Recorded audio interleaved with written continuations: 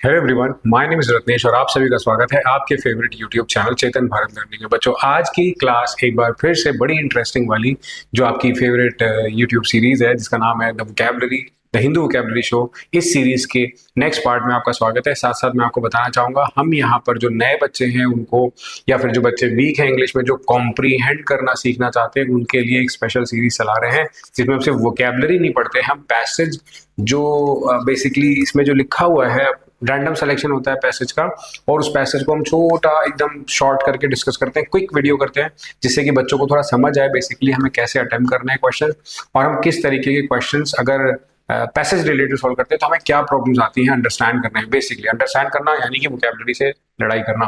तो चलिए देखते हैं आज का पैसेज क्या है हमारे पास। The nation that claims to be very oldest of modern democracies. ऐसा नेशन जो क्लेम करता है बहुत पुरानी प्रजातंत्र को, जो कि यूनाइटेड स्टेट्स है, worries observers for the reasons at it as it heads into a presidential election in 4 months with an unappealing choice that I had figured in this column a year ago। Author अपनी ही सोच का विवरण दे रहे हैं, तो जो कि बिल्कुल भी हमसे लेना देना नहीं रखती है बात कि हमारा क्या लेना देना इससे कि हम अपनी सोच बनाएं, ये सोच हम पर थोप रहे हैं, बिल्कुल भी नहीं। ये ऑथर की अपनी पूरी तरह से होल सोल सोच है, अपनी डिस्कशन बोल रहे हैं। आप अपनी सोच इनके आधार से ना तय करें, अपनी सोच अपनी कंडीशंस रखें, बात समझें, उसके बाद किसी बात को बोलें या उसका समर्थन करें।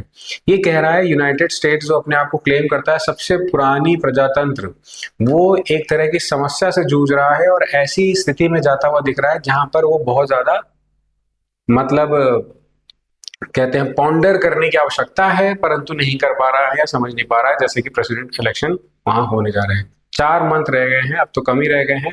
अनअपीलिंग चॉइस है, बिल्कुल भी अट्रैक्टिव नहीं है, बिल्कुल भी अट्रैक्टिव चॉइस नहीं है। ऑप्शन पहले बाइडेन और ट्रम्प के बीच थी, जो कि बाइडेन ने अपना हाथ खींच लिया है, तो ये अनअट्रैक्टिव चॉइस मानी जा रही है।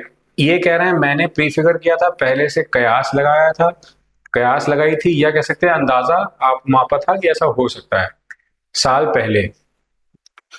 The world's richest and most advanced country must choose between a septuagenarian felon who tried to orchestrate a revolt against the last elections.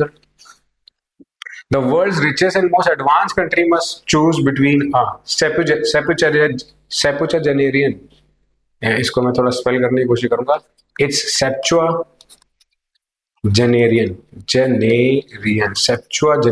पहले ऐसे बोला तो शायद आप फंबल कर सकते हैं, जैसे मैंने फंबल किया, पर अगर आप कोशिश करोगे सांप को अलग करके तो आप बोले जाओगे सेप्चुआजेनेरियन जो वर्ड होता है इसका मतलब होता है 70s में जो आ जाते हैं, जो 70 के दशक कह रहा हूँ, 70 उम्र की कैटेगरी वाले में आ जाते हैं लिस्ट में, उनको सेप्चुआजेनेरियन कहते हैं।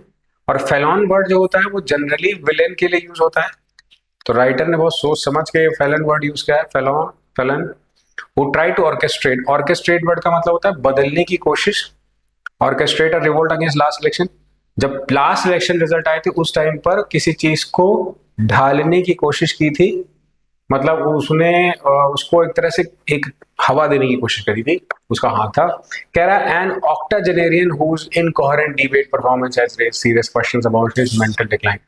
इनकोहेरेंट मतलब जिसकी क्लैरिटी खत्म हो रही हो, who lakhs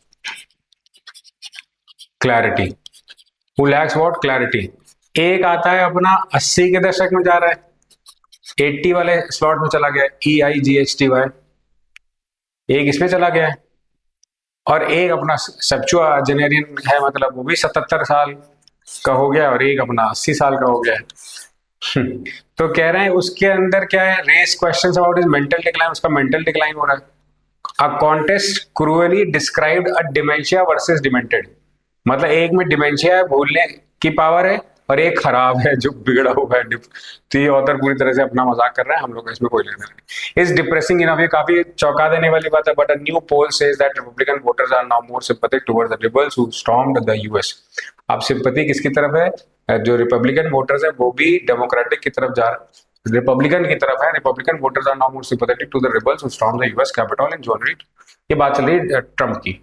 With over a third Americans saying Joe Biden's 2020 election win was not legitimate despite all evidence to the contrary। इसमें जो वर्ड्स हमने कवर करे, appealing, profligate, septuagenarian, felon, orchestrate, incoherent, cruelly rebels, मैं चाहता हूं आप कमेंट सेक्शन में जाकर इन वर्ड्स का मीनिंग जरूर बताएं, और अगर कोई सेंटेंस फॉर्म भी कर ले जाता है तो उसको भी इनाम से नवाजा जाएगा.